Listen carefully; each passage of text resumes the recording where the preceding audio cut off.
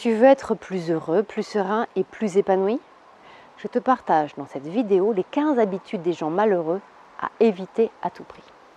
Bonjour et bienvenue dans cette nouvelle vidéo. Je suis Gaëlle Glevarec, coach en développement personnel. J'aide les personnes hypersensibles à prendre leur place dans la vie et à s'épanouir. Si c'est ta première visite sur ma chaîne YouTube, je t'invite à t'abonner pour avoir en priorité mes nouvelles vidéos et également à télécharger mon guide gratuit 10 conseils pour mieux vivre son hypersensibilité. On se plaint, on n'est pas heureux, on ne sait pas toujours comment faire pour changer ce qui ne nous convient plus dans notre vie. On sait que ça ne va pas, mais on ne sait pas en fait par où commencer. Aujourd'hui, je vais te parler des habitudes des gens malheureux.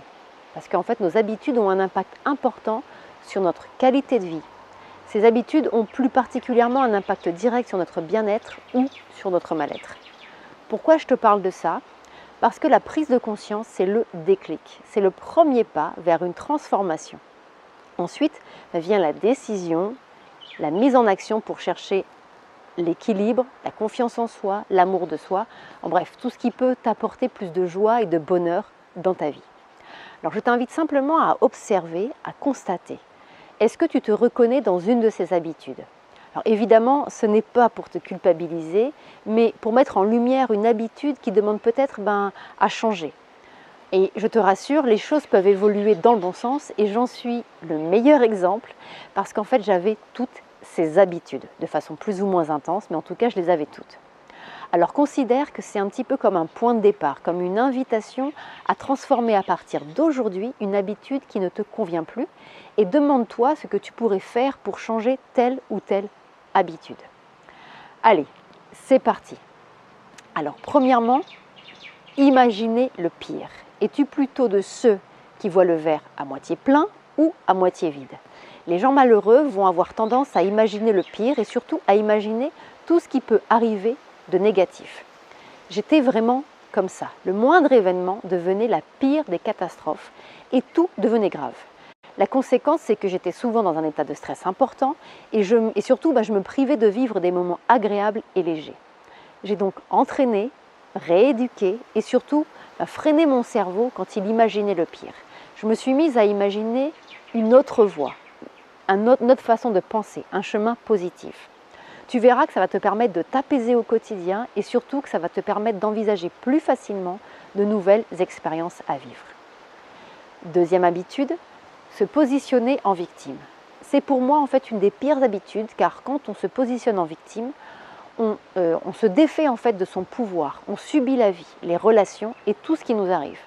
Quand on s'identifie en tant que victime, on se plaint souvent, on rejette la faute de ce qui nous arrive à l'extérieur, on se trouve des excuses pour ne pas faire certaines actions, etc. Concrètement, ça donne des formulations comme « j'en ai marre de »,« c'est à cause de mon hypersensibilité que »,« oui, mais »,« c'est toujours la même chose »,« c'est toujours à moi que ça arrive »,« comme par hasard », etc. etc. Donc pour sortir du rôle de victime, je t'invite à te demander quels sont les bénéfices que tu as à être une victime. En effet, si tu te maintiens consciemment ou inconsciemment dans ce rôle-là, c'est que tu y trouves d'une manière ou d'une autre certains avantages. Alors l'exercice n'est pas facile, mais essaye quand même de le faire. Troisième habitude, ruminer sans cesse le passé. Les gens malheureux vivent dans le passé. Ils n'ont pas apaisé leurs blessures, ils n'ont pas pardonné ni fait le deuil d'une expérience. Le problème, c'est qu'on ne peut pas accueillir le présent et les bonnes choses que la vie pourrait nous apporter parce qu'on ne fait simplement pas de place au nouveau. Je trouve que cette citation d'Hélène Keller résume très bien ça. Lorsqu'une porte du bonheur se ferme, une autre s'ouvre. Mais parfois, on observe si longtemps celle qui est fermée qu'on ne voit pas celle qui vient de s'ouvrir. Quatrième habitude, être coupé de son ressenti et de son corps. Les gens malheureux ne sont pas ou ne sont plus à l'écoute d'eux-mêmes, de ce que leur corps et leur ressenti manifestent. J'ai longtemps été dans ce cas pour me protéger, pour fuir une réalité trop douloureuse. En fait, être avec moi-même, me retrouver face à moi, me faisait peur et j'étais totalement paniquée rien qu'à l'idée de le vivre.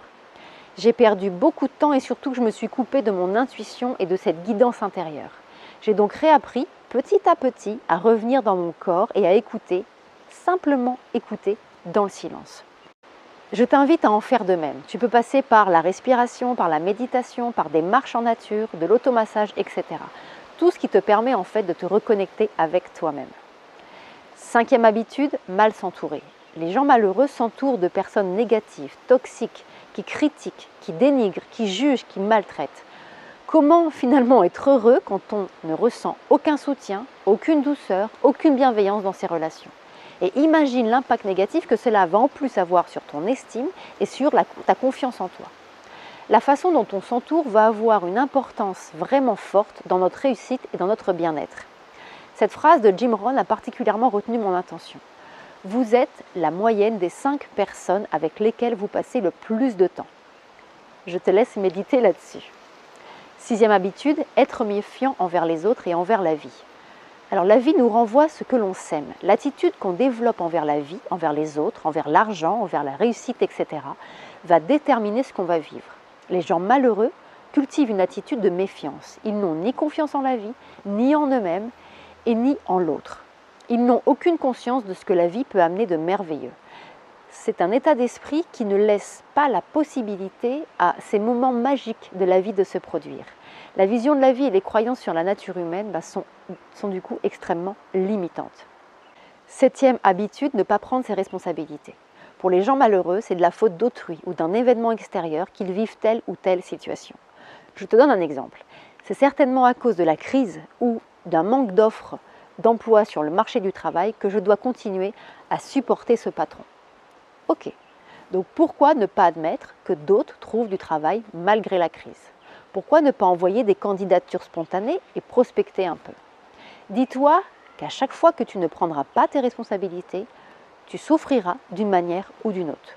Par conséquent, tu seras de moins en moins apte à affronter tes peurs.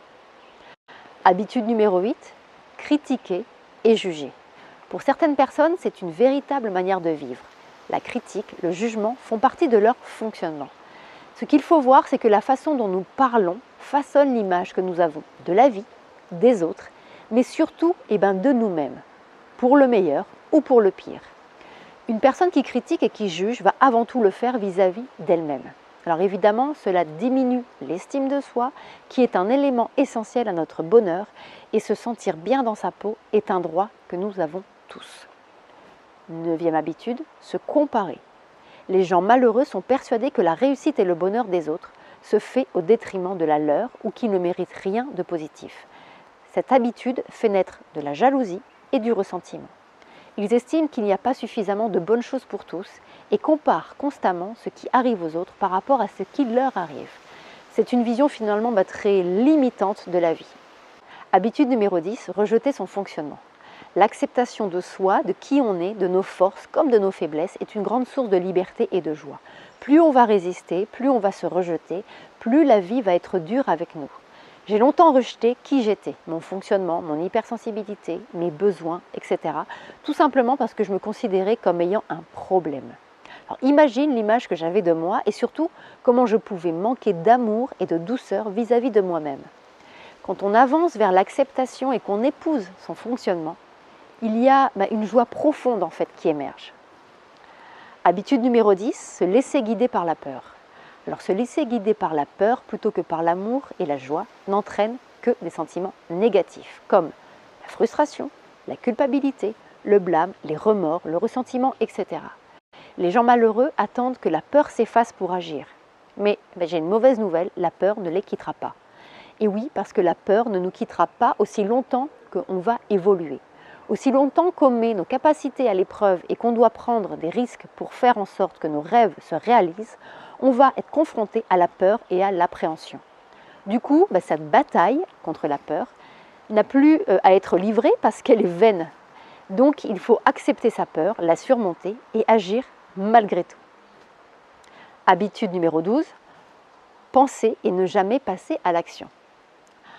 Alors, j'ai longtemps cultivé cette habitude. J'étais une experte dans l'art de penser, de réfléchir, d'être dans ma tête, de rêver, de me créer des envies. Mais le passage à l'action, ce n'était pas du tout mon truc. Les gens malheureux ne passent pas à l'action. Ils n'ont pas de projet, pas de réalisation personnelle. Ils sont dans l'inaction la plus totale. En fait, la petite flamme intérieure est totalement éteinte. Il n'y a rien qui les porte, qui les motive. Habitude numéro 13, ne pas porter ses limites. Les gens malheureux n'arrivent pas ou n'osent pas poser des limites. Ils ne font que subir leurs relations, les événements de la vie et ne disent jamais non. Ils ont peur d'être jugés, de ne pas être aimés et finissent par ne plus se faire respecter ni se respecter eux-mêmes. Ils vont attirer trop souvent des personnes narcissiques qui ne pensent qu'à satisfaire leurs propres besoins en les utilisant et en abusant de leur gentillesse. Mais de la force de mettre ses limites dépend notre capacité d'être heureux. Habitude numéro 14. Manquer de recul et être dans la réaction plutôt que dans la réponse. Prendre du recul, c'est un mouvement intérieur, une posture qu'on développe et qu'on choisit pour regarder une situation sous un angle plus large. Les gens malheureux ont de la difficulté à faire ça, ce qui provoque regret, culpabilité et aussi des situations conflictuelles. La prise de recul permet de répondre plus tôt que de réagir. Ça évite de réagir trop vite, de se mettre en colère, de se vexer et surtout de regretter par la suite des mots ou des comportements. Habitude numéro 15, ne pas s'aimer. L'amour de soi, c'est une des bases essentielles au bonheur et à l'épanouissement. Les gens malheureux ne s'aiment pas, ils sont durs avec eux-mêmes, ils pensent ne pas mériter de l'amour, de la joie et du bonheur. Ils se critiquent sans cesse et se maltraitent. Maintenant que je t'ai partagé ces 15 habitudes, tu en as peut-être identifié certaines que tu fais. Mais pas d'inquiétude, tu viens de les identifier. Et ça, c'est la super bonne nouvelle. Tu peux maintenant agir en conséquence et commencer à les transformer petit à petit. Et surtout, fais-le avec douceur, bienveillance et amour pour toi-même. Le premier pas que tu peux faire est de partager en commentaire celles que tu as identifiées et ce que tu vas mettre en place pour t'en libérer. Merci beaucoup d'avoir suivi cette vidéo. Si tu as apprécié la vidéo, merci de la liker et de la partager pour m'aider à aider le plus de personnes hypersensibles.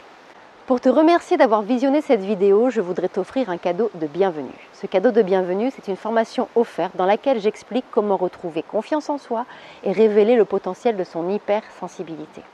Pour accéder à cette formation gratuite, clique sur le lien à l'intérieur de cette vidéo. Il te suffit ensuite d'indiquer ton prénom et ton adresse email et d'ici quelques minutes, tu recevras directement la formation dans ta boîte mail.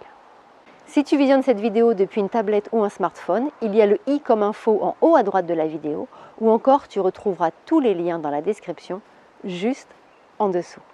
Je te dis à tout de suite de l'autre côté, prends bien soin de toi et surtout, sois doux avec toi.